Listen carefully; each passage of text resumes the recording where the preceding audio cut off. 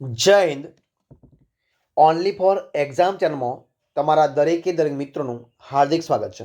તો મિત્રો, આજે આપણે વિડીયોમાં જોવાના છે કે મેં સ્પેશિયલ તમારા માટે 1500 જનરલ નોલેજના મિત્રો પ્રશ્નોની એક પીડીએફ ફાઇલ મિત્રો તૈયાર કરી છે કે જેમાંથી હું દરરોજ તમારી સમક્ષ 50 મહત્વપૂર્ણ મિત્રો જનરલ નોલેજના મિત્રો પ્રશ્ન મૂકવાનો પ્રયત્ન કરું છું.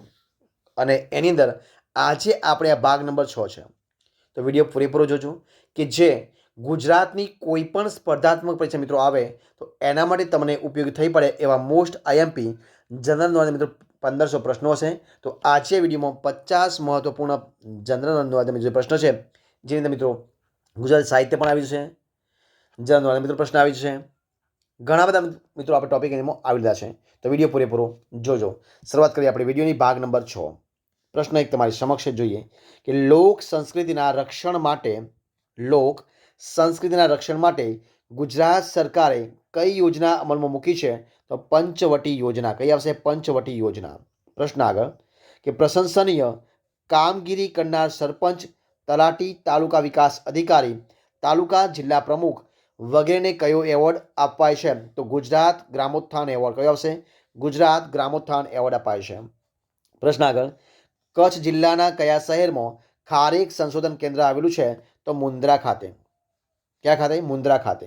પ્રશ્ન આગળ સંસાર સુધારા અર્થે દુર્ગારામ મહેતાએ કઈ સંસ્થાની સ્થાપના કરી છે? તો માનવ ધર્મ સભા. કઈ આવશે? માનવ ધર્મ સભા. મૈપતરામ નીલકંઠે બ્રહ્મો સમાજના પગલે કઈ સંસ્થાની સ્થાપના કરી છે? તો પ્રાર્થના સમાજ. કઈ આવશે? પ્રાર્થના સમાજ.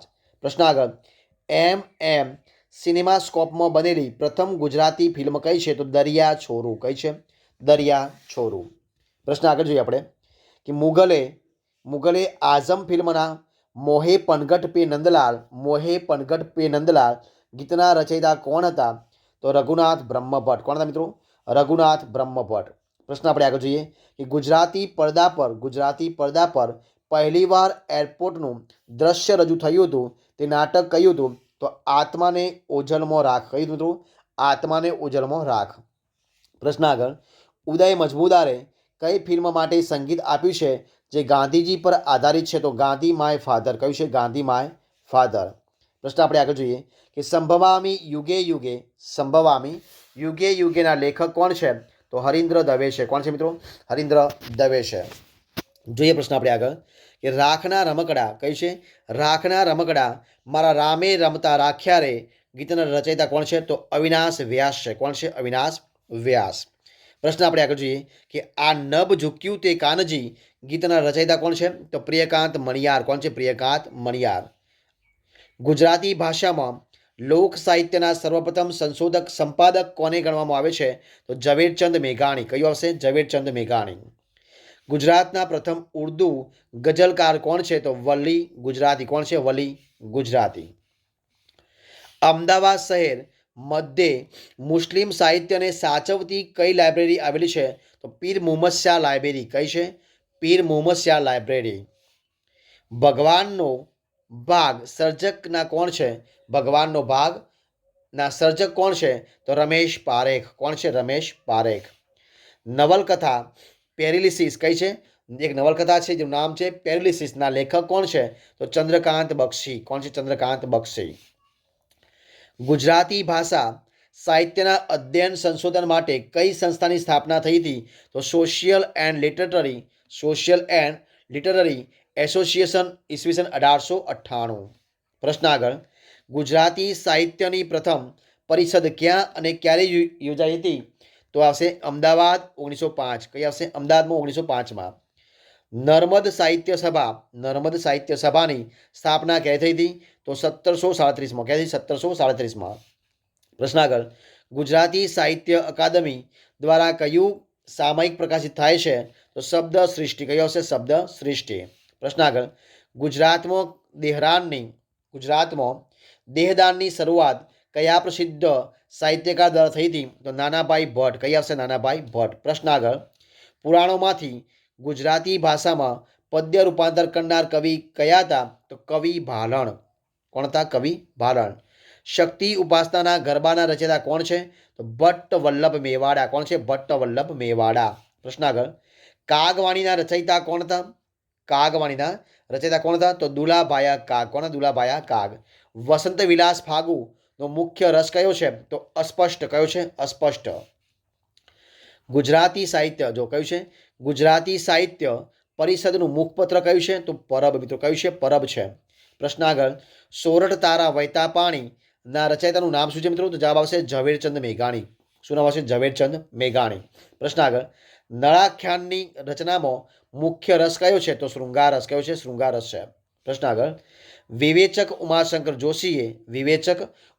જોશીએ આંખ કાન અને નાકની કવિતા કહીને કયા કવિનો મહિમા કર્યો છે? તો કવિ પ્રહલાદ પારેખ. કોનો કર્યો છે? કવિ પ્રહલાદ પારેખ. પ્રશ્ન આગળ, કવિ રાજેન્દ્ર શાહને રાષ્ટ્રીય કક્ષાએ કયો પુરસ્કાર મળ્યો છે? તો જ્ઞાનપીઠ એવોર્ડ. કયો આવશે? જ્ઞાનપીઠ એવોર્ડ. પ્રશ્ન આગળ, છંદોલય બૃહદ કયા જાણીતા કવિનો કાવ્ય સંગ્રહ છે? તો કવિ નિરંજન ભગત. કોઈ આવશે? કવિ નિરંજન ભગત. પ્રશ્ન આગળ, કવિ ઉમાશંકર જોશીનું કયું સામયિક સાહિત્ય અને પત્રકારત્વ ક્ષેત્રે અજોડ કહેવાય છે? તો જવાબ આવશે સંસ્કૃતિ. કયો આવશે? સંસ્કૃતિ. પ્રશ્ન આગળ, ગુજરાતી ભાષા લેખન અને ગુજરાતી રૂપરચના કયા શતાયુ સાહિત્યનો બહુમૂલ્ય ફાળો છે? તો કેશવરામ કાશીરામ શાસ્ત્રી. શું આવશે? કેશવરામ કાશીરામ શાસ્ત્રી. પ્રશ્ન આગળ, વાહ રે માનવી તારું હૈયું એક પા લોહીના કોગળા ને બીજી પા પ્રીતના ગુંટડા આ ઉત્તમ સંવાદ પન્નાની કઈ નવલકથાનો ઉત્તમ અંત છે? તો મળેલા જીવ. કોનો છે મિત્રો? મળેલા જીવનો. પ્રશ્ન આગળ જોઈએ આપણે કે ગુજરાતી સાહિત્ય પરિષદના પ્રથમ પ્રમુખ કોણ હતા? તો ગોવર્ધનરામ ત્રિપાઠી. કોણ હતા? ગોવર્ધનરામ ત્રિપાઠી. પ્રશ્ન આગળ, કનૈયાલાલ મુનશી રચિત કાક અને મંજરી પાત્રો કઈ કૃતિમાં આવે છે? તો ગુજરાતનો નાથ એમાં આવે છે. શેમાં આવે છે? ગુજરાતનો નાથ છે એમાં આવે છે. પ્રશ્ન આગળ, કયા જાણીતા નાટ્યકારે સાહિત્ય કૃતિ થોડા આંસુ થોડા ફૂલ રચી છે? તો જયશંકર સુંદરીએ. મિત્રો કોણ છે? જયશંકર સુંદરી. પ્રશ્ન આગળ, મધ્યકાલીન ગુજરાતી સાહિત્યમાં પદ સ્વરૂપનો પાયો નાખનાર કવિનું નામ શું હતું? તો નરસિંહ મહેતા. શું નામ હતું? નરસિંહ મહેતા. પ્રશ્ન આગળ, પૃથ્વીછંદને પ્રવાહી બનાવવાનો પ્રયોગ કયા કવિએ કર્યો હતો? તો બળવંતરાય કલ્યાણરાય ઠાકોરે. પ્રશ્ન આગળ જોઈએ આપણે કે ગુજરાતી વન્યાકુળ સોસાયટી આજે કયા નામે ઓળખાય છે? તો ગુજરાત વિદ્યાસભા નામે. તો કયા નામે ઓળખાય છે? ગુજરાત વિદ્યાસભા નામે ઓળખાય છે. પ્રશ્ન આગળ, અમે બધા હાસ્ય કથા કયા બે લેખકોએ સાથે મળીને લખી છે? તો જ્યોતિન્દ્ર દવે અને ધનસુખલાલ મહેતાએ. કોણ મિત્રો? જ્યોતિન્દ્ર દવે અને ધનસુખલાલ મહેતાએ. પ્રશ્ન આગળ જોઈએ આપણે કે જીવનમાં ભૂખ ભૂંડી છે ને તેથી ભૂંડી તો ભીખ છે. પન્નાલાલ પટેલની કઈ નવલકથાનો આ એક વિચાર છે? તો છે મિત્રો માનવીની ભવાઈનો છે. કોની છે? માનવીનો ભવાઈ છે એની છે. પ્રશ્ન આગળ, નિરંજન ભગતના બધા કાવ્યો કયા કાવ્ય સંગ્રહમાંથી સંગ્રહિત થયા છે? તો છંદોલયમાંથી થયેલા છે. આગળ પ્રશ્ન, કનૈયાલાલ માણેકલાલ મુનશીની મહાનવલકથાનું નામ છે કૃષ્ણ અવતાર કેટલા ભાગમાં વિભાજિત છે? તો મિત્રો 8 ભાગમાં વિભાજિત. કેટલા ભાગમાં છે? 8 ભાગમાં વિભાજિત છે.